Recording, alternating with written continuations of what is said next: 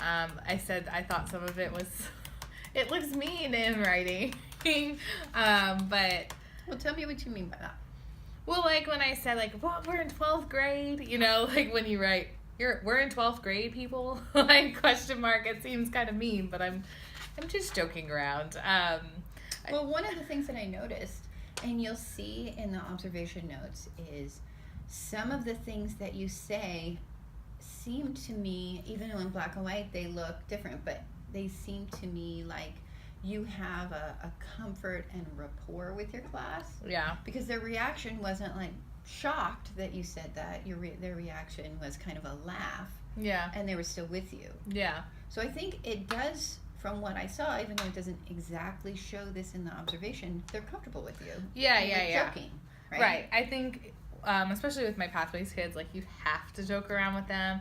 You have to take things lightly. Like I see in here, you said 2 students as they move say Adrian and quotes from Rocky. And I'm just like, yeah, you gotta let that kind of stuff go with some of these kids.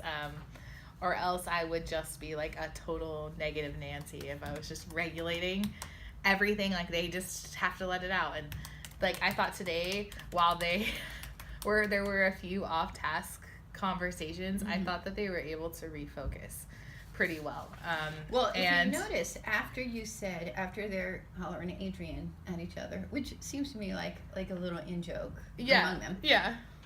They sat down. I was looking at the timing, and if you'll notice in there, after the timer went off, it was really like, first one was under a minute, and then after that it was 10 seconds.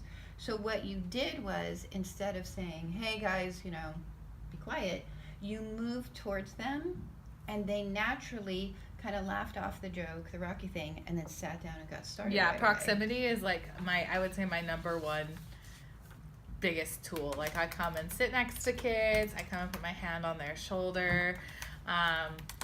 They just need to feel my presence. If they feel that I'm not paying attention to them, like they just want attention, whether it's from their peers, from me, from someone, they just need and want attention. So even I try that attention to be like positive attention and like redirecting them into what they should be doing, rather than saying like, why are you yelling Adrian across the room? Like I just don't feel like that's the most effective classroom management tool. Well, considering the fact that they're Pathways kids, they haven't been successful. Right. And so they probably heard those negative things before. And all the time. Really helped them. All the time. But they were focused. I was really listening hard to the conversations. I didn't get all of them because, the different groups were spread around. I was here. And so I listened to this group and kind of over here. And they were on task. For the most part, right away. And one of the things that you probably see in the notes was a progression of how the discussions changed. What kinds of things did you see when the progression through all 5 pages? I think, I don't know if I planned this or I didn't plan this consciously, but maybe I just do it out of practice. I try to keep my portion of the lesson very short. I want to introduce the things that they need to know before they can move forward, and then I really want them to figure it out. So I felt like the first station, there was a lot of questions, like, what do you think about this, this, and they needed a lot of support. But then by the last station, there was no questions. Like, they kind of just knew what they were doing, and so it was nice to see them organically figure things out. Instead of me spending 20 minutes up there teaching them all of that, they kind of taught themselves and taught each other. So then by the last rotation, they knew what they were doing and didn't really need me. Right. And I saw that evolution. They started answering each other's questions. Yeah. And one of the things, I don't know if you saw this particularly, towards the end, there was one of the gentlemen who was shouting Adrian. Yes. He actually started to read his questions out loud. Oh. To kind of process, but also as a way to get input from the rest of his group. And his group instinctively, or this is just the dynamic that they have, they started to talk with him about it. Or it led to a question that he asked you, particularly about a certain point. But it wasn't a question about procedure, it was a question about a finer point of thesis statements. So I did see that over time. Yeah. So when you look at this, though, you did have that progression, Yes. and they had that progression. As you look at it, what kinds of things regarding that focus question? Because your focus question was really on differentiation. Mm-hmm. When you look at how this lesson went and the things you put in place for differentiation, Mm-hmm. what are you thinking about that? I thought that this lesson was, differentiated. I purposely have my kids seated in groups that are kind of a mixed bag of learners. So you have someone who, an A student, B student, C student, D student, D, C student, kind of mixed up there. And I do that purposefully while also trying to separate some of my more active students. Mm-hmm. So I think that that's something that I do.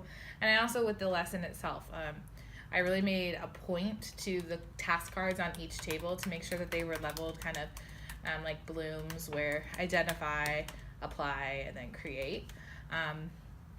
And so I tried to put a couple identify, a couple of apply, and then one or two create, and tried to encourage the students to create if they felt like they could. Mm-hmm. And so by only having them do 5 of the 6 cards, they cut to have some ownership over what questions they wanted to answer, what they felt comfortable, and should they challenge themselves. There were a couple of students that I urged to, hey, try this one, like do this one, because and I saw that in the notes. Mm-hmm. I think I even said, like, you should challenge yourself. Yeah. In these notes. So I think that was great for giving the kids some ownership and accountability, which goes back to my focus question. And choice. Yeah, and You choice. gave them choice.